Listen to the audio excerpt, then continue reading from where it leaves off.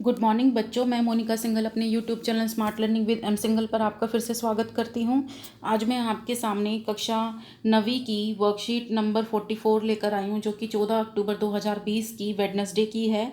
और आज का हमारा टॉपिक है एक लंब वृत्तीय शंकु का पृष्ठीय क्षेत्रफल।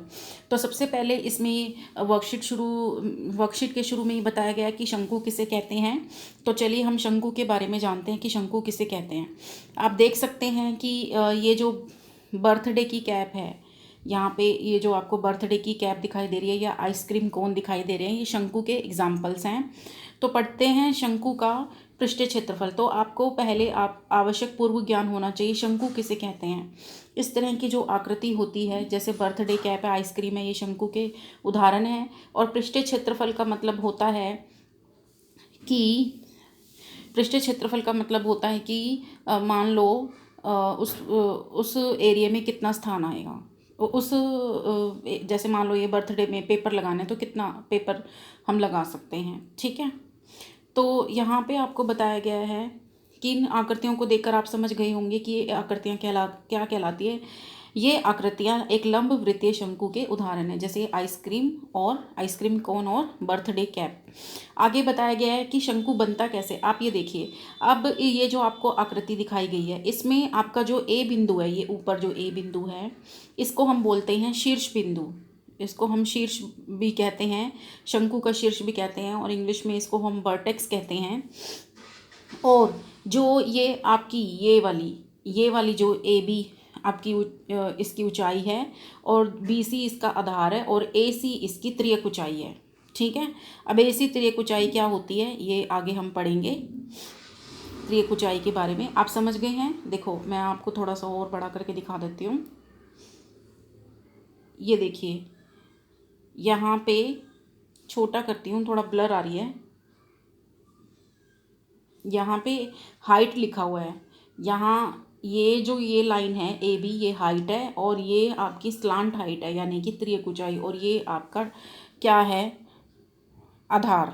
ठीक है, बी सी आपका आधार की त्रिज्या है। ठीक है, चलिए आगे पढ़ते हैं। शंकु से हमारा तात्पर्य लंब वृत्तीय शंकु से होगा। लंबा वृत्तीय शंकु मतलब घेरेदार शंकु।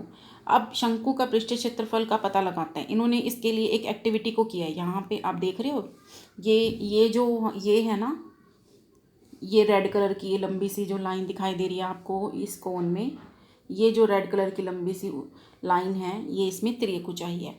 तो इन्होंने कैसे किया है, इसके लिए एक एक्टिविटी की है।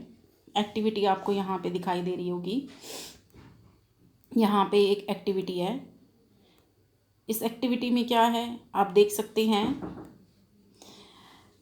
यहाँ पे शंकु का पृष्ठीय क्षेत्रफल निकाला गया। ये इस एक्टिविटी में क्या किया गया है, एक कागज लिया है जो सर्कल की शेप में है। ठीक है, उस कागज की शेप में ना इतना हिस्सा ना काट लिया गया है। ठीक है, यहाँ पे लिखा है हमने एक कागज से बने शंकु के उसके शीर्ष से उसके वृत्तीय भाग तक सीधा काटा। ये देखो, यहाँ से जब आप इसको ऐसे काट लोगे तो इसकी ऐसी शेप आ जाएगी।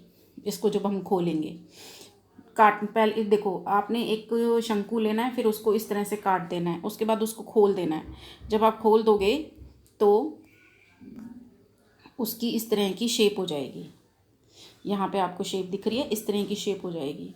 जिस भुजा या किनारे के अनुसार हम शंकु को काटेंगे वो इसकी त्रियक ऊंचाई होगी, और त्रियक ऊंचाई को हम एल से संबोधित करते हैं। ठीक है, वक्रीय भाग जिसके अंत बिंदु ए और बी हैं, देखो ये दिखाई दे रहे हैं ना वक्रीय भाग, ये ए और बी, ये इसके क्या हैं, ये इसके हैं अंत बिंदु। ठीक है, वह शंकु का वृत्तीय आधार था। ठीक है, जो हमने काटा था यहाँ से लेके यहाँ तक जो हमने काटा था इसमें से। ठीक है, अब देखिए वृत्त की शेप में नहीं, वृत्तीय आधार में से ये हमने काटा है।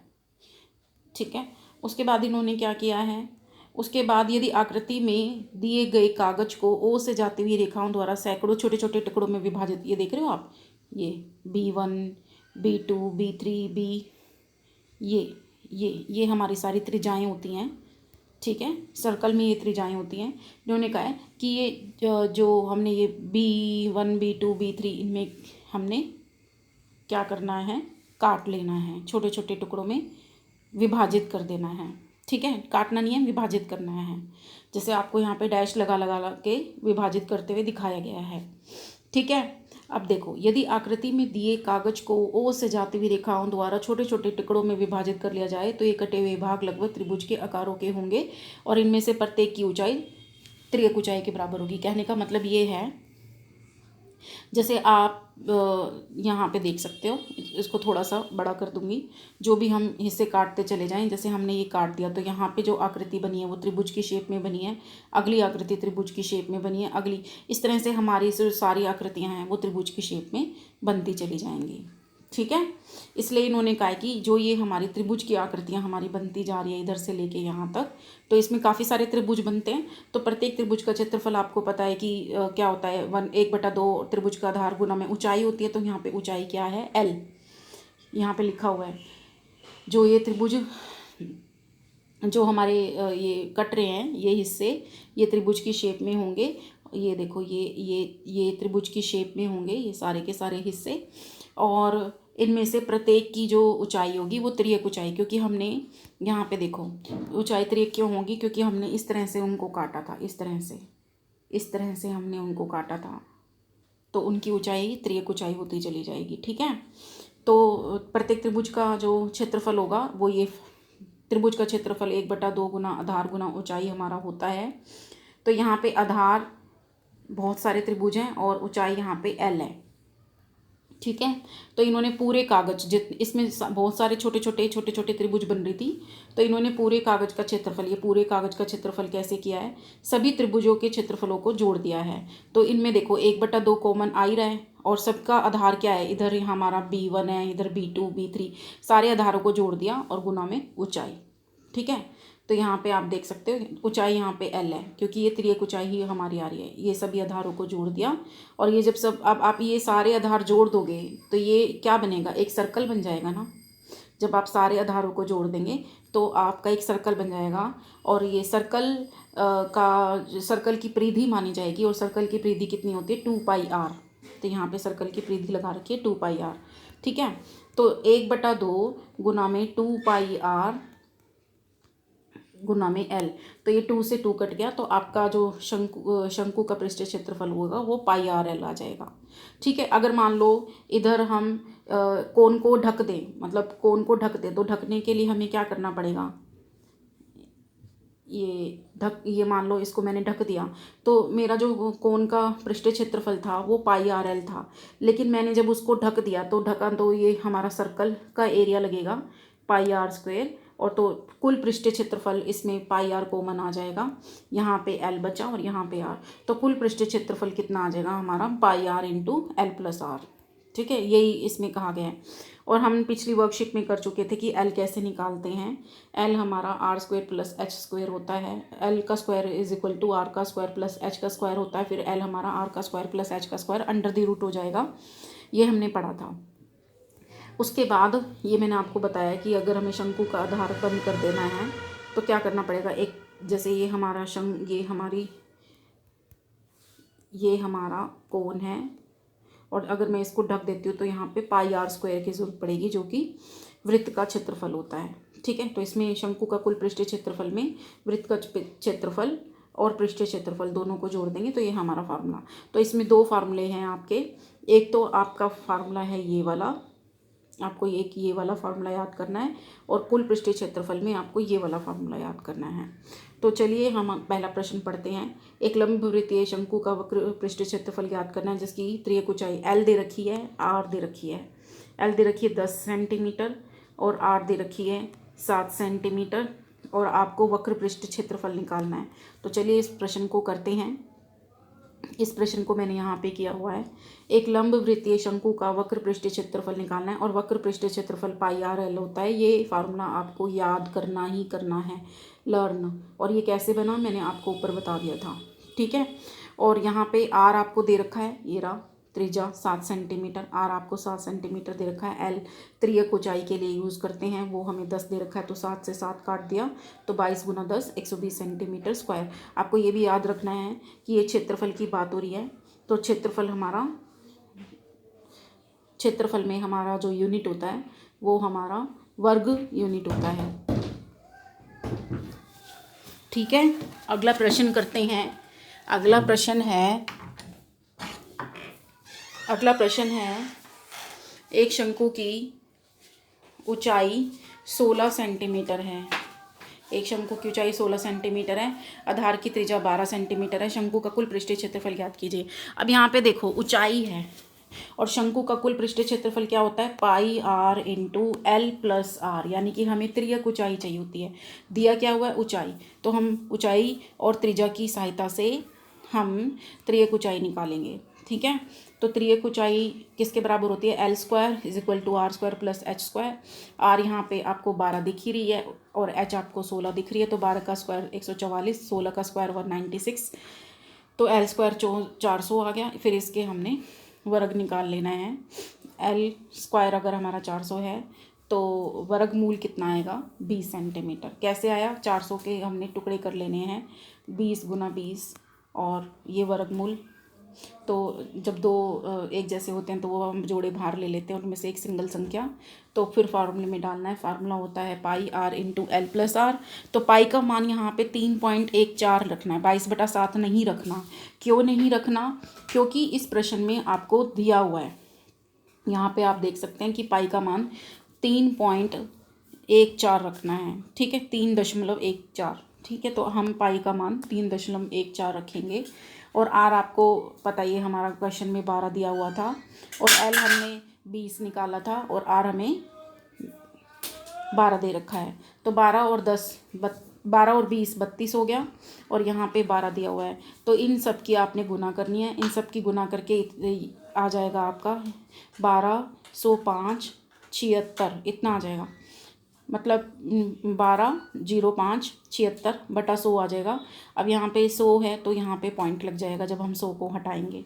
ठीक है, अब देखिए अगला प्रश्न है आपका अभ्यास में। एक शंकु के आधार का व्यास दे रखा है। व्यास आपको जब दिया हो तो आपको पता होना चाहिए जो व्यास होता है वो त्रिज्या का डबल होता है। तो आपको ये 10.5 दे रखा है सेंटीमीटर में, और आर आपका क्या होगा, आर आपका होगा 10.5/2। ये आपका आर हो गया। त्रिज्यक ऊंचाई आपको दे रखी है 10। आपको वक्र पृष्ठीय क्षेत्रफल निकालना है, यानी कि पाई आर एल निकालना है, कुल नहीं निकालना, वक्र पृष्ठीय क्षेत्रफल निकालना है। तो चलिए इस क्वेश्चन को करते हैं। शंकु के आधार का व्यास दे रखा है 12.5, त्रिज्या, अब मैंने इसका पॉइंट भी हटा दिया है तो यहाँ नीचे 10 लगा दिया है, और त्रिज्या व्यास का आधा होती है। त्रिज्यक ऊंचाई आपको 10 दे रखी है। शंकु का वक्र पृष्ठ क्षेत्रफल ये आपको याद करना है, पाई आर एल होता है। मैंने यहाँ पे 10 से 10 काटा है, 2 से 22 को काटा है 11, और 7 से 105 को काटा है 15, 15 7 105 होता है। फिर हमारा 11 और 15 बच जाएगा, इनकी गुना करके हम 165 लेकर आएंगे। कैसे, 15 एकम 15 हासिल का 1, 15 एकम 15 और 1 16, 165 आ जाएगा। चलिए अगला क्वेश्चन देख लेते हैं।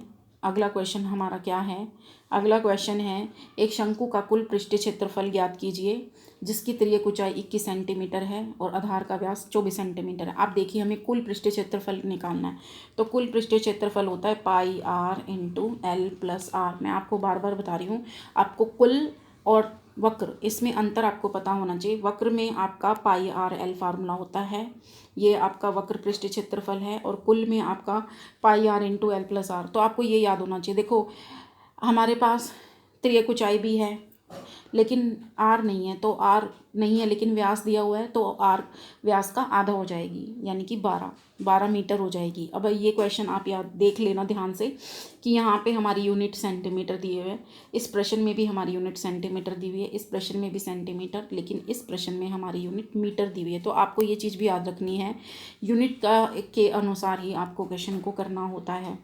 तो यहाँ पे चलिए इस क्वेश्चन को देख लेते हैं। शंकु के आधार का व्यास 24 दे रखा है तो उसकी त्रिज्या 12, क्योंकि व्यास जो होता है वो त्रिज्या का डबल होता है। त्रिज्यक ऊंचाई आपको 21 दे रखी है, कुल पृष्ठीय क्षेत्रफल ये आपको फार्मूला याद होना चाहिए। तो पाई का मान यहाँ पे आप 22/7 रख सकते हो, जहाँ पे दिया नहीं हुआ होता वहाँ 22/7 रखते हैं, और अगर आपको क्वेश्चन में ही दिया हुआ है तो आपको वहाँ पे 3.14 रखनी है। तो आर हमारा यहाँ पे 12 है, एल हमारा यहाँ पे 21 है तो ये सब डाल देंगे। 12 और 21 33 और ये 12 और ये 22। अब ये 7 से कोई भी नहीं कट रहा तो डायरेक्ट आपने गुना करके आंसर लिखना है। उसके बाद आप इसको 7 से भाग करेंगे। उम्मीद करती हूँ कि आपको ये वर्कशीट आज की समझ में आई होगी। इसमें 2 ही चीज़ें आपको याद रखनी है, एक कुल पृष्ठीय क्षेत्रफल और एक आपको पृष्ठीय क्षेत्रफल। और ये पृष्ठीय क्षेत्रफल बना कैसे, ये पृष्ठीय क्षेत्रफल इस तरह से बना। आप चाहें तो इस एक्टिविटी को भी कर सकते हैं एक पेपर लेके। और शुरू में ही आपको शंकु के प्रकार बताए हैं कि शंकु किस प्रकार का होता है। और लंब वृत्तीय शंकु क्या होता है, जो लंबा खड़ा होता है उसको हम लंब वृत्तीय शंकु कहते हैं। अगर आपने ये जो एनसीईआरटी में ये चैप्टर आपका 13 है, एनसीईआरटी में आपका ये चैप्टर 13 है। और इस चैप्टर 13 में हमने अब घन पढ़ चुके हैं, घनाभ पढ़ चुके हैं और बेलन पढ़ चुके हैं। और अब हमारा ये जो नया टॉपिक है ये शंकु है। अगर आप घन, घनाभ, बेलन का आयतन और वक्र पृष्ठीय क्षेत्रफल या पृष्ठीय क्षेत्रफल देखना चाहते हो तो आप मेरी ये 9th की मैथ्स की प्लेलिस्ट में जाके आप देख सकते हैं। और आज से हमारा शंकु का पृष्ठीय क्षेत्रफल शुरू हो गया है और हम नेक्स्ट जो शुक्रवार को हमारी वीडियो आएगी वो शंकु का आयतन निकालने की आएगी। तो आप शंकु का पृष्ठीय क्षेत्रफल ज़रूर करें। और अगर इस चैप्टर 13 की आपने बाकी वीडियो नहीं की है तो प्लेलिस्ट में जाके बाकी वीडियो उसको भी देख सकते हैं। और तब तक के लिए एनसीईआरटी बुक से ही इन प्रश्नों का अभ्यास कीजिए, ज़्यादा से ज़्यादा प्रश्नों का अभ्यास कीजिए। कुछ बच्चे क्या करते हैं, जब मेरे पास वो अपना होमवर्क चेक कराते हैं तो सीधा ये जो एग्ज़ाम ये जो अभ्यास कीजिए वाले, जो प्रयास कीजिए वाले जो प्रश्न हैं उन्हीं को करते हैं। और ये जो प्रश्न हैं इनको छोड़ देते हैं क्योंकि इनका सॉल्यूशन इसमें लिखा हुआ है। आपको ऐसे नहीं करना है, ये गणित है। आपको गणित में सारे के सारे प्रश्न करने ज़रूरी होते हैं ताकि आप उनका अभ्यास कर सको। और साथ ही साथ इस टॉपिक से रिलेटेड जो भी आपके एनसीईआरटी के क्वेश्चंस हैं उनको भी आप ज़रूर लगाइए, तभी आपको टॉपिक क्लियर होगा। और तब तक आप अपने मैथ को रिवाइज़ करते रहिए। Take care, bye bye. आप प्लीज़